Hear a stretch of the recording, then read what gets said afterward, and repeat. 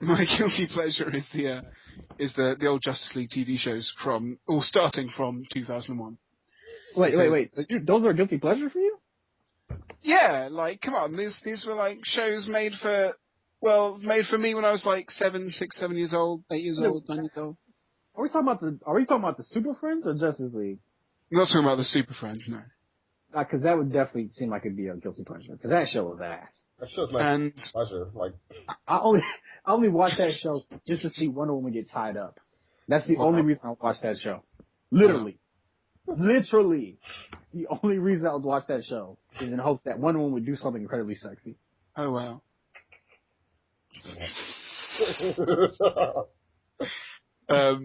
So these shows, I first watched these when I was like 8 years old, probably about 8 years old. What? Shut up. It was so funny. He just transferred like, oh, okay, then, I guess I'll keep on going. Just gonna move past it. Did I derail your point? I'm sorry, Alex. How does it feel? So I watched these shows when I was a little kid. They were great. They were great, Justice League shows. They really were. Like, come on, those old DC animated shows were great. And to this day, I'm still the biggest fan. Like, I put them on a par with Breaking Bad. These shows are so entertaining. There's all of these, like, really adorable storylines about, I don't know, like, the Flash falls in love with that green one, and it's really adorable, and then there's, like, all the really misogynist stuff between, like, Green Arrow and Black Canary, and it's just a great show, and there's so much to enjoy there. It's like a teen drama, but it's also a show about Justice League at the same time. It's everything that I love in one show. It's like New Girl, but with powers, like superpowers, and I love it. Oh. Okay. Oh. So we're talking about the Justice League that came out, that led into Justice League Unlimited. Yeah, so 2001 to I guess about 2006. I thought people loved it. I like that show. Right. It's great. I mean, it's been a while since I've seen it, but I like it. I'm just saying, it's my guilty pleasure because I am very, very overly fanboyish about this show that was definitely aimed at me as a child. Some might even say you're overly fanboyish towards DC properties. You could make that argument. Yeah, I tried. I have made that argument and won that argument, but You say one, I say potato. It's like oh, motherfucker. This is the same guy who argued me down about fucking Man of Steel, and then 3 months later will be like, "Oh yeah, well they could have really improved on this." And it's the same shit I said. You fuck. Yeah, Man of Steel is a pleasure. You are like the prophet, aren't you? You are like the prophet of comics. You say everything 3 months before everyone else. I will foresee an ass whooping in your future. How about that? Yeah, I foresee you a box of white powder, and it's not cocaine. I don't know. Do you guys shut up? Do you guys really like Justice League and Unlimited? I still watch it. Yeah, I liked it. I liked it a lot. I mean, it was real mature. It was not groundbreaking. There's some great adult jokes in that show, aren't there? Yeah. Speaking of maturity. Like, what was the joke that Hawkeye said to Flash when Flash said, fastest man alive? It's like, that explains why you can't get a date. Yeah. like stuff like that. And then, There's another one where the Huntress is like, I don't know, doing like phone sex with Q or something, or The Question, when he's on one of his conspiracy missions. She's like, what are you wearing? And he's like, blue overcoat, fedora, orange socks. Fedora. It's like, they just very, very slyly shove adult jokes into these shows. And yeah. And then, that's what makes them even better when you're older to watch them. Right. I downloaded the Batman TV series, the Justice League series, the Justice League Unlimited series, and Young Justice. So Young Justice is really good. Yeah, I have lots of shit to catch up on. I haven't even finished the first episode of Batman yet. If you have a guilty pleasure for like teen dramas, then Young Justice is great because it's like all the drama of being an angsty teen whilst also having superpowers. Oh no, Miss Martian doesn't love me; she loves Superboy, and then it's just I used to love Blink 182 is not playing in the background. Yeah, I love Teen Titans growing up. I mean, yeah, it's like a more modern Teen Titans. It really is. Yeah. you're talking about Young Justice? Yeah. I was always frustrated as a kid because like they had some interesting plot threads that they never really did a lot. Like I said, another thing I was trying to say. Like, my favorite parts were when, like, Raven or Starfire got captured.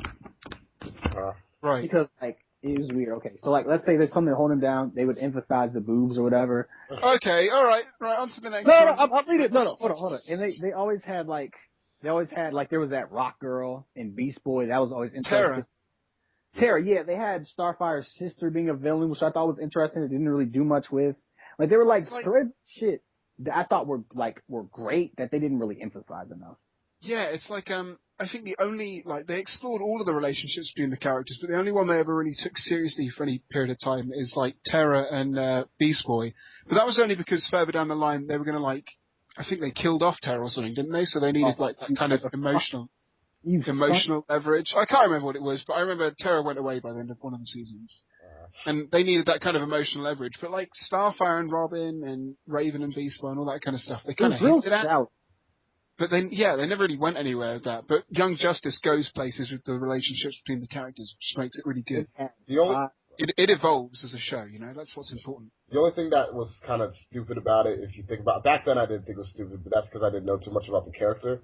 But they really, like, fucked over Slade or Deathstroke, because, like, he wasn't all, I guess there's only so much you can do on a kid's show, but all he did was, like, kick shit. He barely even punched stuff. He just kicked shit around. And then Robin was like, ugh, Slade. Ugh. I like how in future episodes they really, like, they like I said, like, Slade was fascinating. It's like there was shit that I liked. Like, the overarching story arcs I liked, but there weren't enough of them. Right. I mean, like, I liked how Slade was kind of like a mystery at first, but then he was an annoying ass, like, mystery after a while. He's like, guess what? Yeah, Ron Perlman was good at voicing him, but I was just so sick of, it's like, guess what, Robin? I'm not here. And then he'd be like, oh, Slade. Every episode. Megan! Like, dude.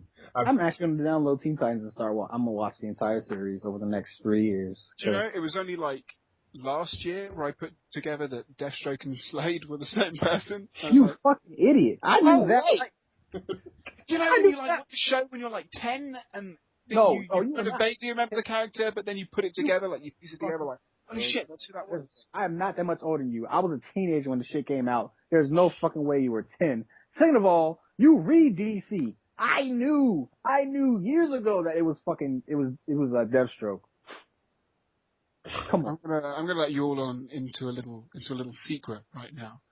I started reading comics when I was like 16, something like that. That's chill. That's all chill. I only read Spider-Man comics like when I was 9 through 10. Actually, other comics like, but the only thing I read honestly when I was 9 years old was Spider-Man. I didn't read any other comic books till later on. Heck, it took me a while to read DC. I was like 12 when I read DC. But the reason why is because my dad was more of a Marvel person as a child, so I just read all his stuff, and so. Because sorry, go on. Oh no, I was basically. Oh. Thank you. Actually, letting me talk for one. I'm actually more of a manga type of guy. Right. I read fucking Yu-Gi-Oh! And all the Shonen Jump I read. So I've never been into comics. I'm most recently getting into specific story. Like, people recommend a story to me, I'll read it. Like, specifically, I'll read Days of Future Past or Everyday Boy Ant-Man or Watchmen or something like that. Like, but I don't read a lot of comics like that. But yeah. The Slade Deathstroke thing for me came because I didn't read, I had a copy of Watchmen and a few Batman. I think I had Batman The Dark Knight Returns and Batman Dark Knight Strikes Again or something. Those were free graphic novels my dad gave me that he had when he was a kid. And I read those. And then I started reading comics when I was about 16 or something. Right. And because I'd watched Teen Titans years earlier than that, I knew of the character Slade, but because they never specifically called him Deathstroke or never really said Slade Wilson, I was aware that this character existed, but only when I really started to read about Deathstroke, I was like, oh shit, this was the same guy, but he was such a different guy, and he was a really, like Corey was saying, he's a really different character in Teen Titans. He's this, mysterious, quiet, Ron Perlman-y, he's just a voice, you know? Right. He doesn't do masses of fighting, he does a couple kicks, two different characters, you know? Yeah. Understood, definitely, yeah. That's why when I look back, I'm just like, man, he kind of, he works for Teen Titans, but as an adaptation of his character, it was just I felt like they definitely, they definitely did things for the better, for a lot of characters. Like, Cyborg, like honestly, like that iteration of Cyborg is probably like the best iteration of Cyborg because now all the next ones are based off of his performance. Like yeah, very true. Right, because also in Injustice, he actually reprised his role in the voicing, but now he's like he's the type that we like, you know, so like the basically the funny, confident, you know, basically saying stuff just to say stuff. Like my favorite part of Injustice was when Catwoman heard an alarm. It's like, what is that? After that, Cyborg's like, it's your none of your damn business alarm or some shit. I like that. I agree, but also at the same time I don't agree. Just kidding. I had to find my point. Yeah, I really like the Cyborg in the in comics. I like how he wasn't in the Teen Titans. It wasn't like he was black, but he wasn't like, yo, homie, let's go, you know. Let's get some goddamn pizza. Now I'm saying, you know, he wasn't obnoxious black, like like he had Clay Davis. Yeah, no, from The Wire. Shit. Oh man, no, you're right. He I like that too. That you know they you're right that they didn't exaggerate. Like, too much. He was black, but he wasn't like. What was his catchphrase? Booyah. Yeah, nigga. Hey, somebody do something cool, be like, yeah, nigga. Where the white women at? I feel bad though because he's that one guy that goes through like all the worst shit, but nobody like, and it's like, and they always like the Teen Titans will always say something that they didn't mean in context, but then they'll always like go back to just like, it's like sometimes I feel like you're not even a real person. After I'm like, I'm not. like they always say stuff that just like, damn, you really had to go there? Like, he's right, nigga. He has a fucking arm cannon. He's good. I mean, like, the thing is that, you know, like, he eventually runs out of power. He had that whole episode where he was basically kidnapped, and he had to go through all that weird shit, and the guy tried to tell him. He's a tragic character, isn't he? He really is. Yeah. Like, anytime you have an arm cannon, you're not tragic. That's awesome. I don't no, there was that really great episode of arm cannon only live to the next decade. If I don't see 2023 and I have an arm cannon, it'd be worth it. There was that really great episode, which is like Teen Titans can do very human stories, where I think Raven gets transported into the future. It's probably like one of those ones with I always forget what his name is, but he can like open up portals and stuff. And he's the bad guy. And I think she pushes him through, he's like a time portal guy. She pushes him through one, and she ends up in the future. And it's like Robin's Nightwing, like Beast Boy's, like being a circus monkey. And Cyborg's just like sitting in the tower by himself, hooked up to a generator he can't walk more than like 20 feet from. And he's sat there for like 10 years. He is a tragic character. Right. No. Like Cyborg he relies on his close friends. Right. He's got nothing else because he's this half man, half machine. Right. He's got this. Not going to go back to his. It's not like he's going to go back to his dad or anything. Like yeah. We all know what a great swell guy his dad is. Exactly. That's debatable. No, I'm just kidding. But no, yeah, I mean, he was pretty cool. I thought he was a cool guy. He's a great guy. He wasn't that big of an asshole. His son was the asshole in Justice League War, but that's neither here nor there. You like this glowing radiated box more than me? I'm gonna smash it. You were never there, Dad. Twice. I can throw football really far, Dad. No, you know what was it about? Oh yeah, something about Teen Titans. Oh no, yeah, something about Teen Titans. We're still off subject, but this is the last time.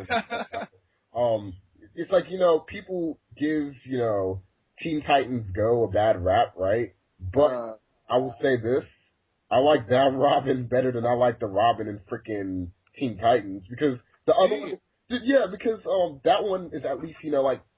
He has Robin's, like, some of the Robin's sense of humor. Like, not just, not like Dick Grayson Robin, but, you know, like, just Robins in general. Like, that one Robin they portrayed in, Teen Titans, which I guess is Dick Grayson since he became Nightwing in the future, but, like, he was just, like, he was obsessed with Slade, like, all the time. And he was never, like, he only had fun, like, every minute of the episode, but then, like. He was more like Jason Todd, wasn't he?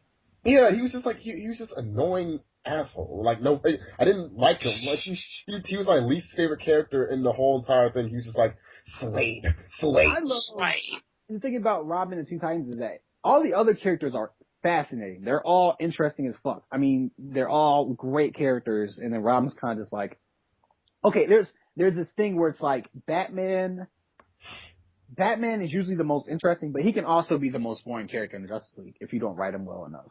Right. He's kind of just sitting there. He's kind of too stoic. Robin's the same way in Gene because Starfire is fucking awesome. She's fucking hot. Raven is fucking awesome. Oh, I love them cartoons. Beast Boy is funny.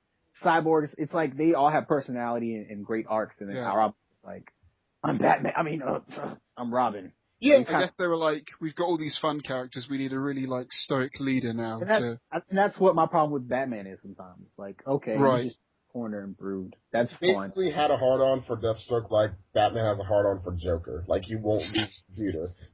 It was like, Master Wayne, would you please eat your peas and carrots? It's like, no, Alfred. Joker. Yeah, Joker. It's time to talk. Like, like that. Like he's always on his computer and shit. Like they basically had to turn him into Batman. Yeah, like Dick Grayson with Batman. And at least Teen Titans acknowledges that Robin is like still Batman's student, stuff like that. It's like there's an episode where I can't remember. I think they accidentally messed something up in the Batcave in Teen Titans Go, and after that he said, "Why are you so scared of Batman? Do you even work with him anymore?" It's like, no, I'm not scared of him. I'm not scared of him at all. He's like shaking and shit, like because Batman. Oh yeah, there's like 1 or 2 episodes where they kind of hint at Batman, aren't there? Like there's one where he's like on the other end of an intercom or something, like he just gets off the phone with him. Yeah, there's a bunch of honestly, Teen Titans Go has a bunch of like Easter eggs and cameos and stuff like that. Because I remember. There was one thing, it seemed very out of place though. Like Robin was searching for a lot of stuff, like he was searching all over the house, and he found Dead Man's corpse, like, somewhere. I was like, ugh. Like, that's creepy, like, but no, like, I thought that was cool that they hinted at people like Dead Man. It's like, I didn't know people cared about Dead Man, so. Yeah, yeah. Boys, there's somebody out there who's like, yeah, so yeah, Nerdgasm, Dead Man's my favorite character.